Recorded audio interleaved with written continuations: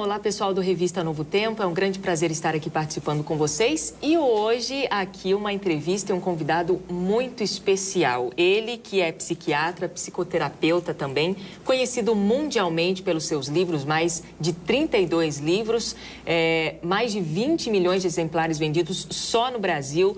Os seus livros são traduzidos para mais de 60 países e eu estou aqui com o doutor Augusto Cury. Seja bem-vindo, doutor. É um privilégio estar aqui falando sobre a mente humana, um mundo mais complexo e também complicado. Quando nós não temos problemas, nós os criamos. É verdade. Agora, doutor, para a gente começar, o que te fez virar um escritor? O que te incentivou? Como é que você começou a escrever livros? Quando eu estava na faculdade de medicina, eu passei por uma dor emocional intensa.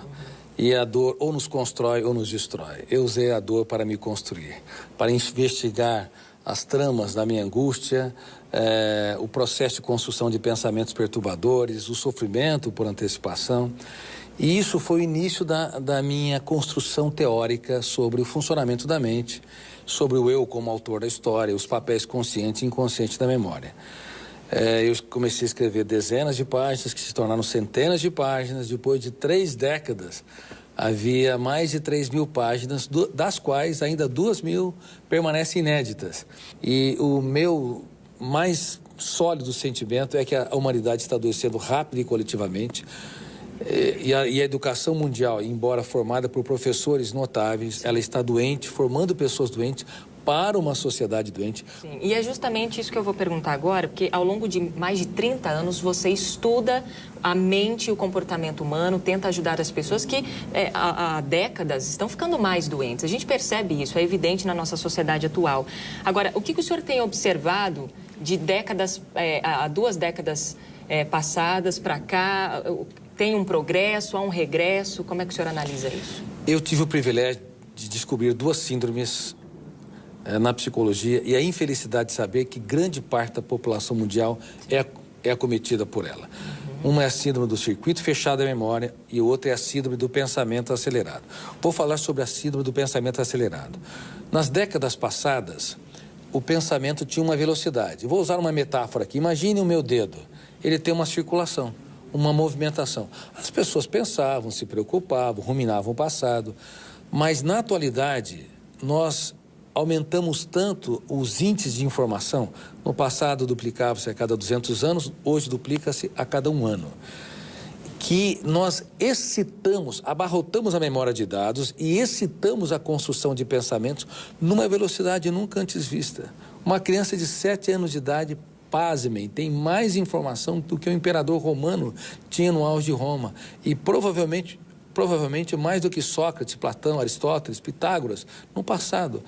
Informações entulhadas não como conhecimento e conhecimento não trabalhados como experiência, informações estéreis. Por isso que as crianças não estão mais com esse movimento dos pensamentos, elas estão assim.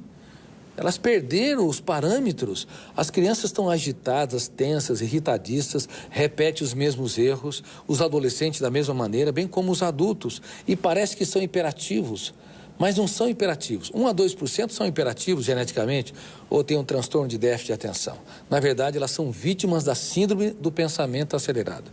Por favor, pais, é o maior crime colocar as crianças num excesso de atividade, horas a fios na internet, nos jogos de videogame. Por favor, dê atividades seletivas, coloque em horários específicos. Caso contrário, essas crianças que parecem gênios, que dão respostas tão rápidas, elas estão desenvolvendo um alto nível de ansiedade que vai comprometer o prazer de viver, a criatividade, a estabilidade, a profundidade emocional. Isso vai gerar sintomas psicossomáticos e sintomas psíquicos, como intolerância, dificuldade de lidar com frustração, com desafios e assim por diante. Ok, você analisa muitas mentes e uma das mentes analisadas também foi a de Jesus Cristo. Inclusive você tem algo escrito sobre isso que é em sua coleção Análise da Inteligência de Cristo. O que te motivou a escrever sobre Jesus?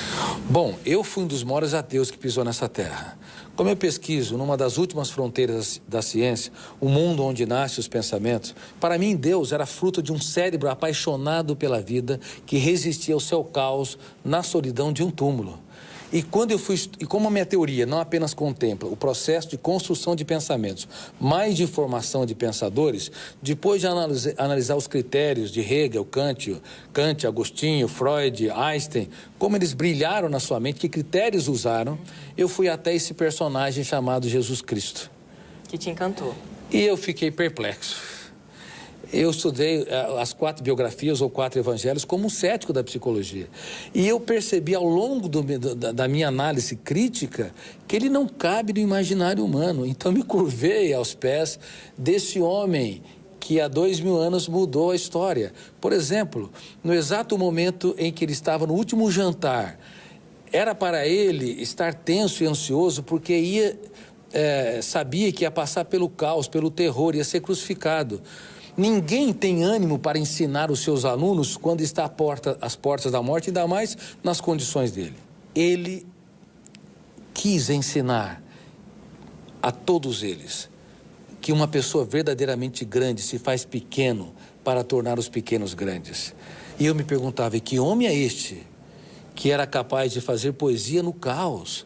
Que homem é este que, diante de Judas Iscariotes, ao invés de puni-lo, lá no último jantar, lhe deu uma porção de pão, dizendo que eu não tenho medo de ser traído, eu tenho medo de te perder como amigo. Então, sob os olhos da ciência, eu fiquei extremamente atônito e percebi que este homem não poderia ser apenas um homem. Ele está além dos limites da imaginação. Foi aí que eu passei a crer nele como filho de Deus. E na semana que vem você acompanha o final dessa entrevista exclusiva.